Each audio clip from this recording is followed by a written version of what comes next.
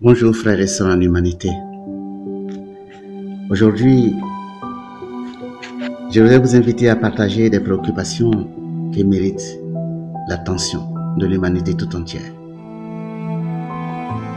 En effet, il y a des millénaires en Égypte, un peuple fut réduit en esclavage. Des profondeurs de la misère, les fils de Sem, d'Abraham, d'Isaac et de Jacob criaient vers le Dieu de leur père. Et le Seigneur entendit leur voix. Il leur envoya Moïse pour les délivrer des mains de Pharaon et les conduire vers un pays, une terre promise à Abraham et à sa descendance. Par des prodiges puissants, le Dieu invoqué par les fils de Sem, d'Abraham, d'Isaac et de Jacob détruisit la puissance économique et militaire de l'Égypte. Il donna naissance à un peuple. Il lui donna des lois. C'est ce qu'on a appelé les 10 commandements. Il lui établit une religion, le judaïsme.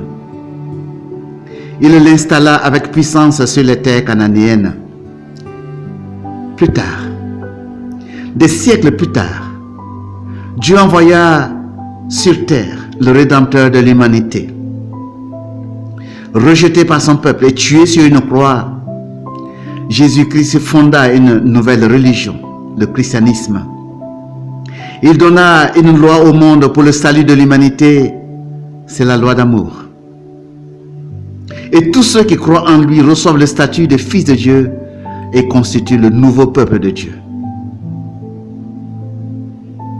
Lorsque ses disciples furent confrontés à la persécution, ils se réunirent en prière pour crier vers Dieu en ces termes, et je cite: « Et maintenant, Seigneur, vois comme ils nous menacent. Donne à tes serviteurs d'annoncer ta parole avec une totale assurance. Étends la main pour qu'il y ait des guérisons, des choses étonnantes et extraordinaires, par le nom de Jésus, ton serviteur saint. » Quand ils ont fini de prier, l'endroit où ils sont réunis se mit à trembler. Ils sont tous remplis de l'Esprit Saint et ils annoncent la parole de Dieu avec assurance. Acte 4, versets 29 à 31. 2 millénaires sont passés. L'Église, le corps mystique de Jésus-Christ, souffre les affres de la persécution, de la torture, de la lapidation, sous les formes les plus atroces et les plus démoniaques. Souvenez-vous, sur le chemin du Golgotha, dans cette foule haineuse qui entourait Jésus, seul Simon de Cyrène, un noir, fut désigné pour aider le Rédempteur à porter sa croix jusqu'à la crucifixion, afin que soit accomplie la rédemption. Aujourd'hui, l'Église, le corps mystique du Christ et l'humanité sont entrés dans les temps de la fin. Elles vivent leur passion dans un chemin de croix douloureux. Y a-t-il pour l'Église et pour l'humanité un Simon de Cyrène prêt à porter la croix du monde jusqu'au Golgotha? Quel peuple, que le peuple négro-africain, porte-t-il la croix du mépris, de la pauvreté, de la persécution, voire du martyre? Le peuple négro-africain est devenu le peuple des douleurs, celui qui porte sans haine et sans rancœur la croix de la souffrance du monde en vue de sa rédemption et de sa résurrection. En effet, le temps accordé pour la rédemption des pécheurs arrive à son terme.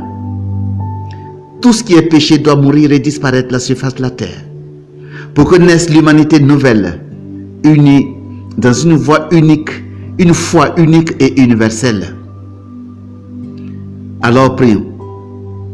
Prions le Dieu trois fois saint et demandons-lui de nous envoyer son Esprit Saint, son Esprit d'amour, afin qu'il vienne briser les chaînes de la haine et de l'esclavage du péché. Demandons à notre Dieu d'allumer dans le cœur des hommes le feu de son amour, afin que le monde soit transformé. Prions. Viens, Saint-Esprit, remplis les cœurs de tes fidèles et allume en eux le feu de ton amour. Frères et sœurs, dites chaque jour, avant de quitter votre maison, cette prière 7 fois. Une prière très simple et courte. Et le Saint-Esprit viendra sur vous et sur le monde en une Pentecôte puissante d'amour pour protéger et transfigurer votre vie, votre famille et ceux qui l'invoquent. Et que Dieu nous vienne en aide.